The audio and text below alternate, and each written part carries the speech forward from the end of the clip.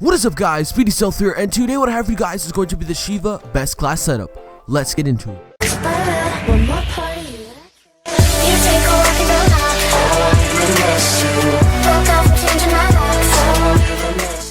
Alright, so I'm going to be doing what I did in a previous video, and that is make the class for you in the edit to create a class area. So I'm going to be heading over there right now. Alright, we are back in the create a class section of this class setup.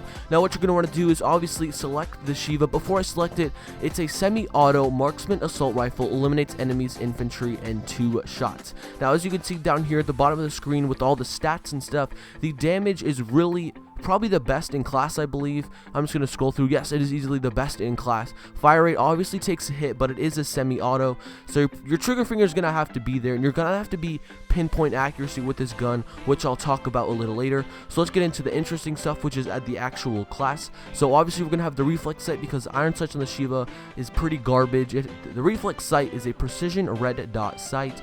The first attachment we're going to be putting on is grip, because it is an assault rifle, and it's crucial to get your gun in sight faster so you can land more shots on your enemy.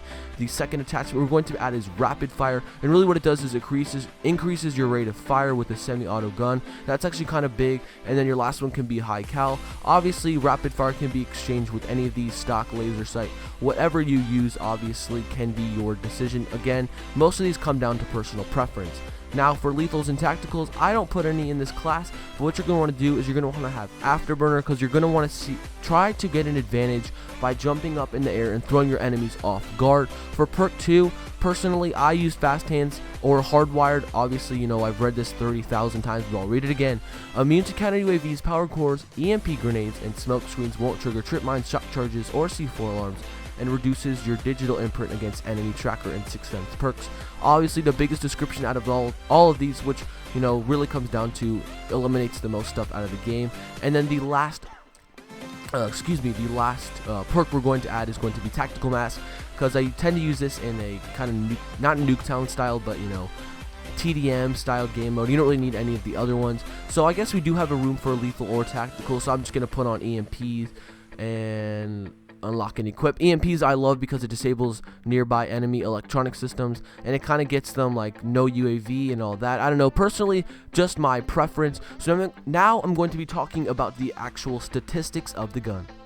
So now I'm going to be getting right into the statistical part of the Sheiva. The Sheiva easily has the highest damage per shot of any assault rifle, and is one of the strongest damage per bullet weapons in the game. And it actually contends with the Gorgon and the Draken, I don't know how to say it, at long range. Now that's crazy. The Draken, whatever you want to call it, is actually a sniper rifle, and to know that the Sheiva is contending with it when that's at long range is just absolutely crazy.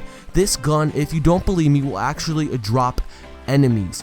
The Sheiva is also a one-shot kill in almost any hardcore game mode. Obviously any hardcore game mode, but it really depends on what range you're at. Obviously if you know map one side of the map to the other, you're probably not going to get that lucky one-hit kill.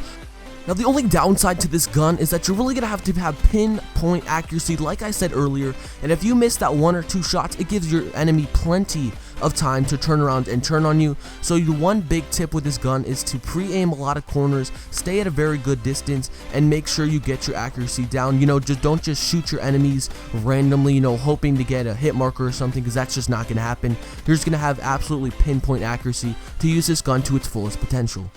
Now the reason I didn't put grip on this gun is obviously because it's a semi-automatic gun. There's minimal to no recoil on this gun. If you do think that you're experiencing way too much recoil, or you just can't control it for whatever reason, then you should put grip on, obviously, but you're gonna have to waste an attachment. And I don't know, personally I would do rapid fire if you ever had to change an attachment out, but again, this is all personal preference. And I really think that's gonna do it, guys. Just make sure while you play with this gun to keep in mind to stay at range, and make sure you know what you're doing while you're using the gun. You know, obviously stay at range, pinpoint accuracy, and all that what I just said.